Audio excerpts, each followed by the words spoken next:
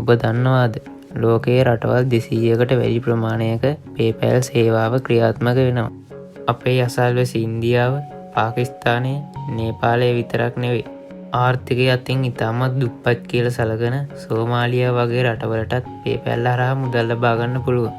හැබැයි දකුණු ආසියාවේ සාක්ෂරතාවය අතින් ඉහළින්ම ඉන්න දක්ෂ ෆ්‍රීලාන්සර්ලා දහස් ගණනක් ඉන්න ලංකාවට තාම PayPal පහසුකම නැහැ. ඇත්තටම වැරද්ද තියෙන්නේ මහ බැංකුවේද?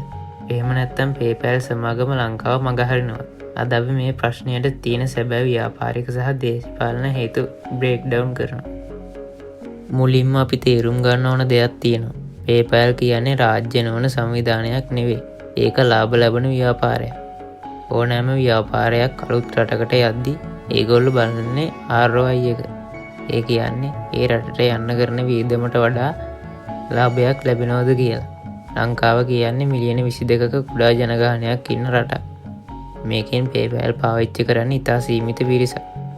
ඉතින් ලංකාවේ බැංකු පද්ධතියත් එක්ක ඒගොල්ලොන්ගේ සොෆ්ට්වෙයාර් සම්බන්ධ කරන්න යන වියදම සහ නීතිමය ප්‍රශ්නවලට වියදම් කරන කාලය එක්ක බලද්දී ලංකාව කියන්නේ PayPal සමාගමට ලාභදායී වෙළඳපොළක් නෙවෙයි. දෙවෙනි සහ වැදගත්ම හේතුව තමයි ලංකාවේ තියෙන දැඩි මූල්‍ය නීති.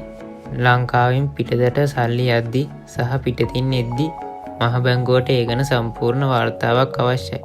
හැබැයි PayPal වැඩ කරන්නේ ඊවලට් එකක් විදිහට. ඒ කියන්නේ අපේ සල්ලි බැංකුවට එන්න කලින් PayPal එකෙන් රැඳිලා තියෙනවා. මේක ලංකාවේ මූල්‍ය නීති වලට අනුව පාලනය කරන්න අමාරු දෙයක්. ඉතින් PayPal සමාගමට සිද්ධ වෙනවා ලංකාවේ නීති වලට අනුව ඒගොල්ලොන්ගේ පද්ධතිය වෙනස් කරන්න. ලෝකයේ ලොකුම සමාගමක් කුඩා රටක් වෙනුවෙන් තමන්ගේ නීති වෙනස් කරයි කියලා හිතන්න අමාරු. ඔබ අහන්න පුළුවන් එහෙනම් ඉන්දියාවට මේක ලැබුණේ කොහොමද කියලා. ඒකට හේතුව ඉන්දියාවේ තියෙන දැවැන්ත වෙළඳපොළ.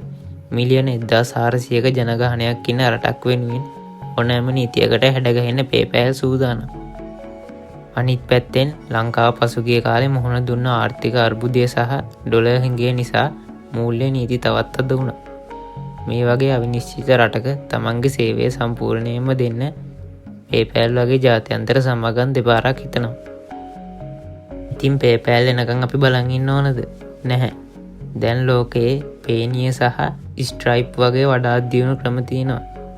PayPal වලට වඩා අඩු ගාස්තුවකට ලංකාවට සල්ලි ගෙන්න ගන්න මේක පාවිච්චි කරන්න පුළුවන්. ලංකාවට PayPal එන එක තීරණය වෙන්නේ අපේ රටේ මූල්‍ය නීතිය කොතරම් දුරට ලිහිල් වෙනවද සහ අපේ ඔන්ලයින් ආර්ථිකය කොයිතරම් විශාල වෙනවද කියන එක මතයි.